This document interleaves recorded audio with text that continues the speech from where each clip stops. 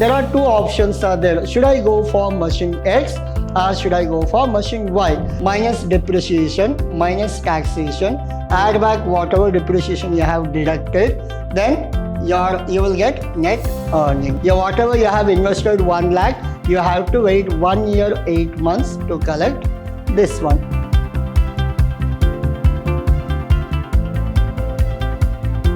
Hello everyone, this is your Aditya here, lecturing Vidhyaashram First Grade College, the Temple of Excellence. And now we are in the session 2 of your topic called capital budgeting. Under capital budgeting, in the previous session we discussed about all the theory part, and today we are discussing one complete problem on your capital budgeting. What is your payback period? What is your net present value? All things we are discussing in today's session. We'll go for the next slide. So concept, meaning as well as problems. A company is considering to purchase a machine. Two machines are available, machine X and machine Y. Each machine costing rupees 1 lakh.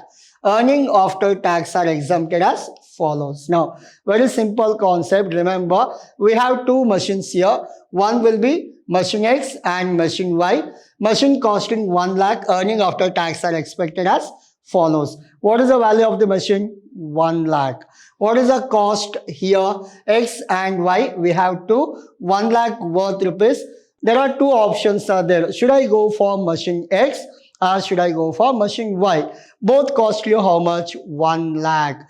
Cost may be equal, but what about returns?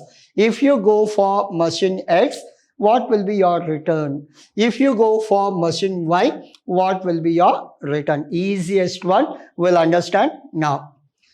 Here column we have estimated annual cash flow, we have machine X and machine Y also we have. Now, machine X 30,000, 40, 50, 30 as well as 20,000. Machine Y we have 10,000, 30, 40, 60, 40. What is this? Cash flow, not outflow. It is a cash inflow. If you spend in machine X, these are your inflow. First year you will get 30,000 from that machine. Second year 40, 50, 30 and 20,000. If you spend 1 lakh in machine Y, 10,000, 30, 40, 60, 40. These are your returns from that machine. You are required to evaluate two machines according to payback period and NPV. We are supposed to find out only two. One is payback and the one is NPV. Now, year 1, 2, 3, 4, 5. Total we have 5 years. These are the PV factors we have. Sometimes in the question paper, they will not give you PV factor. What to do? In case PV factor is not given, very simple. If it is 10%, 1 divided by 1 plus R. This is a formula. Now, 1 divided by 1 plus R means what? 10%. I can call it as 0.10. So, how to calculate? See, 1 divided by 1.10. I got 0.909. Just equals 0.826 plus just equals 0.751. So like this, we will get all the percentage. Now, so before we start our problem, just we'll understand the concept. In the present problem, earning after depreciation and taxation are given. See, I'll go back to your question. Estimated annual cash flow, they have not mentioned taxation. Earning after tax and expected. After tax means our half of the calculation reduced. Again, I'll repeat. After tax means half of the problem is reduced. After tax, see what is the concept means, I'll tell you. They will give you earning. What we are supposed to do? Minus depreciation, minus taxation. After doing all this, we have to add back depreciation. Then you will get your net earning. Hope you are clear. This is a concept. Your earning minus, why we minus depreciation means because we need to calculate tax. Minus depreciation, minus taxation, add back whatever depreciation you have deducted, then you will get net earning. Clear? But in this problem, what happened? Earning after tax, they have given net earning directly. No need of all this calculation. Hope you are clear. Next session, we'll do problem with the earning. Well, minus depreciation, minus taxation, add back depreciation, you will get net earning. In this problem, net earning they have given directly. All these calculations are not required. Why? Because they only calculated and given the final answer. Hope you are clear. Yes. See, in the present problem, earning after depreciation and taxation are given. See, already they have done and given. While calculating payback period and NPV, we have to add depreciation amount to the earning to get net cash inflow, or we can also assume that the given cash inflow or net cash inflow, that is cash inflow after tax before depreciation. All these thing you have to remember before you start your problem. Now, in this first calculation, as I told you, it is only after tax but not after tax depreciation. Now, we are doing for X, and what is the calculation for X? If you go, these are the income 30, 40, 50,000, 30,000, 20,000. What is the depreciation? 1 lakh. Number of years 1, 2, 3, 4, 5 years.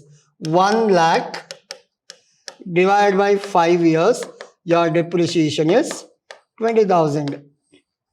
What is your depreciation? 20,000. Now, your 30,000, 40, 50, 30, 20, add back depreciation. So, we are doing for X. 30 plus 50, how much? 50,000. 40 plus 20, 60. 50 plus 20, 70. 30 plus 20, 50. 20 plus 20, 40. Just we added depreciation. Why we added? I'll tell you. So, earning after tax, after this, earning after tax, after this what we should do? Plus depreciation. Then you will get net income. Hope you are clear. Earning after tax means they have given earning after deducting minus tax. So we should add depreciation, then you will get net earning. Hope you are clear. Yes. If they have given earning before tax, then we have to start from here. Okay. Now, so in this, you got all this thing. We need cumulative. How to find out cumulative? 50,000. Yes, 50 plus 60, 110. 110 plus 70,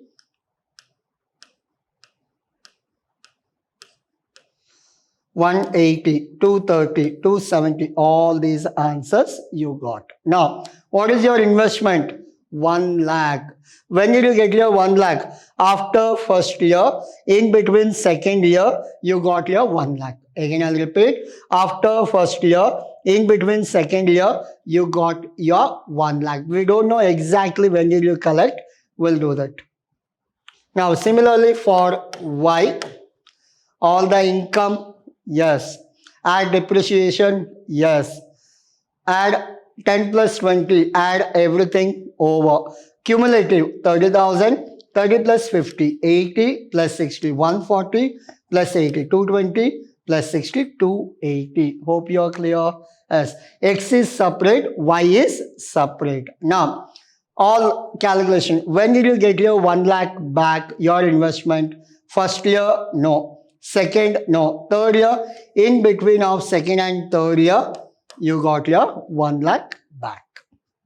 Now, if you go with the calculation, we calculate payback period. Now, how to calculate year before full recovery? If you don't understand formula, I'll explain you in a simple manner. Now, We'll go back to first one. You need 1 lakh. When did you collected your 1 lakh? First year have you collected? No. Second year you have collected more than 1 lakh. Second year you have collected more than 1 lakh. In between first and second you collected 1 lakh. What is the difference between first and second? 60,000. What is the difference? 60,000. But how much we needed? Already we got 50. Another 50 needed. Hope you are clear. You need 1 lakh. After first year, we need another 50,000. But the difference between first and second is 60,000. 50,000 divided by 60,000. 50,000 divided by 60,000, you got 0.454. 1 year, 0.454. Hope you are clear. Yes. Similarly, we'll go for second one. You need 1 lakh first year? No. Second year? No. 2 years completed. In between second and third year. We need how much? Already we got 80,000. Another 20,000 needed for 1 lakh. So 20,000 divided. But what is the difference? 60,000. 140 minus 80. 60,000. 20,000 divided by 60,000. 20,000 divided by 60,000. 2 years, 0.333 years. Hope you are clear. Yes. We got all this calculation. I'll cross check this whether it is correct or not. 50,000 divided by 60,000. I'll get 0.83, not 0.45. I'll get 0.833. Your answer is actually 1.833. Hope you are clear. Now, so don't consider this 0.454. We have to take what? We have to go for 1.833. Hope you are clear. Yes. So this is all about your payback period. If you go for X, 1.833, you have to wait. Whatever you have invested 1 lakh, you have to wait 1 year, 8 months to collect this one. If you go for Y, it will be 2.33 years to collect. Which is better? X is better. Within 1.8, you will get back your 1 lakh. Payback period of machine X is lesser than machine Y. This is all about your payback period. Now, let's go for NPV, net present value. So this will be your NPV. We are calculating for X. We are calculating for Y.